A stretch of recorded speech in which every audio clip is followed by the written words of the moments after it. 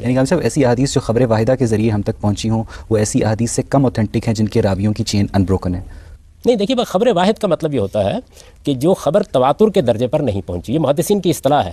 اس میں ضروری نہیں ہوتا کہ ایک ہی راوی رہ جائے. خبر واحد ان کی اصطلاح ہے، یعنی وہ تواتر کے درجے پر نہیں پہنچی. 2 بھی ہو سکتے ہیں، 4 بھی ہو سکتے ہیں، 5 بھی ہو سکتے ہیں. یہ اخبار احاد ہے. تمام احادیث اخبار احاد ہی ہیں، اور ان کی اگر کوئی چین ٹوٹ گئی ہے کسی جگہ تو اس کا مطلب ہے کہ وہ تیسری شرط جو ہے، میں نے عرض کیا تھا نا 3 چیزیں ہیں. اس کا کردار دیکھیں گے، اس کا حفظ دیکھیں گے، سمجھ کتنی تھی، فہم کتنا تھا، اور اس کا حافظہ کیسا تھا، اور تیسری چیز اتصال دیکھیں گے. یعنی یہ چین جو ہے، اگر کوئی حدیث کی چین ٹوٹ گئی ہے تو وہ پھر منقطع حدیث ہے، اس کو صحیح حدیث نہیں کہا جاتا. میں اس کی ایک مثال دیتا ہوں آپ کو. کتنی بڑی روایت اور کتنی مشہور روایت ہے، ہر آدمی اس کو بیان کرتا ہے کہ سیدنا معاذ بن جبل کو رسالت میں آپ صلی اللہ علیہ وسلم نے یمن بھیجا.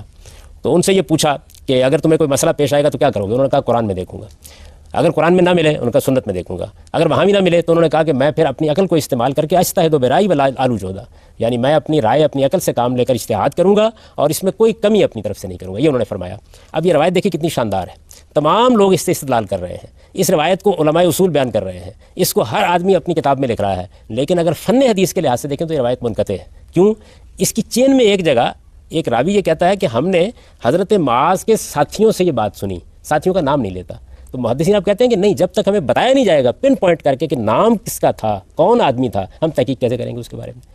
تو منقطع روایت ہو گئی. یہ چیزیں ہوتی ہیں جن کی بنیاد کے اوپر بعض اوقات ایک صاحب علم یہ کہتا ہے کہ نہیں اب اس روایت کو بیان بھی نہیں کرنا چاہیے. دوسرا آدمی یہ کہتا ہے کہ نہیں یہ کوئی ایسی بات نہیں ہے، ایسی تنقید نہیں ہے کہ جس کی بنیاد پر روایت کو بیان نہ کیا. مضمون شہادت دے رہا ہے، اس لیے کوئی حرج نہیں کہ اس کو بیان کر دیا جائے. میرے خیال میں یہ انسانی ایٹیچیوڈ کے رویے ہر جگہ پائے جاتے ہیں، ہر علم میں پائے جاتے ہیں. ان چیزوں کو ہم کیوں اتنا بڑا مسئلہ بناتے ہیں؟ مسئلہ میں بتاؤں آپ کو کب بنتا ہے؟ اس وقت بنتا ہے کہ جب ہم چیزوں کی پلیسمنٹ غلط کرتے ہیں. اگر آپ قرآن کو قرآن کی جگہ رکھیں، سنت کو سنت کی جگہ رکھیں، حدیث اور سنت کے فرق کو اچھی طرح سمجھ لیں، یہ جان لیں کہ مستقل بذات دین سارا کا سارا قرآن و سنت میں بیان ہوا ہے، وہ اجماع اور تواتر سے منتقل ہوا ہے. یہ معلوم کر لیں کہ اخبار احاد میں اصل میں مستقل بذات دین بیان نہیں ہوا، تفہیم و تبیین بیان ہوئی ہے، حضور کا اسوہ بیان ہوا ہے، آپ کی سیرت و سوانح بیان ہوئی ہے. یہ باتیں اگر آپ تنقید کے ساتھ جان لیں، یہ سوالات ہی پیدا نہ ہوں جو پیدا ہو رہے ہیں.